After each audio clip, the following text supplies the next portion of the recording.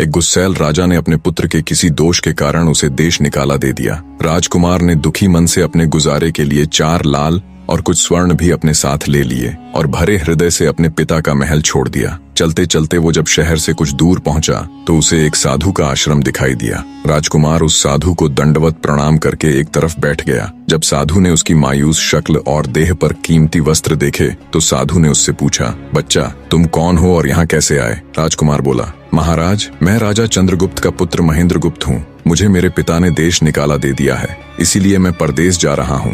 रास्ते में आपका आश्रम दिखाई दिया तो मेरे मन में आया कि आपके भी दर्शन करता चलूं। साधु ने महेंद्रगुप्त की बात सुनकर कहा, वत्स तुम नेक इंसान हो और परदेश जा रहे हो, इसलिए मैं तुम्हें 4 बातें बताता हूँ। तुम उन बातों पर अमल करना। परदेश में ये बातें तुम्हारे अवश्य ही काम आएंगी। पहली यह कि परदेश में एक से भले 2 होते हैं। दूसरी यह कि परदेश में दूसरे के हाथ का बना खाना मत खाना। अगर खाना भी पड़े तो पहले किसी जानवर को खिला देना। तीसरी बात यह कि परदेश में किसी दूसरे की बिछाई हुई चारपाई पर मत सोना। अगर सोना भी हो तो पहले बिस्तर को अच्छी तरह झाड़ लेना। चौथी बात यह कि यदि कहीं शत्रुओं के फंदे में फंस जाओ तो जहाँ तक हो सके नरमी और ज्ञान की बातें सुनाकर अपना उद्देश्य प्राप्त करना। साधु ने कहा, मेरी ये 4 बातें हमेशा याद रखना। साधु की बातें सुन साधु को प्रणाम कर राजकुमार परदेश चल पड़ा। जब चलते चलते बहुत दिन बीत गए तो वह एक जंगल में पहुंचा। वहां उसने देखा कि एक चील एक कछुए के बच्चे को लेकर उड़ी जा रही है। संयोगवश बच्चा उस चील के पंजे से निकलकर गिर गया। महेंद्रगुप्त ने कछुए के तड़पते हुए बच्चे को देखा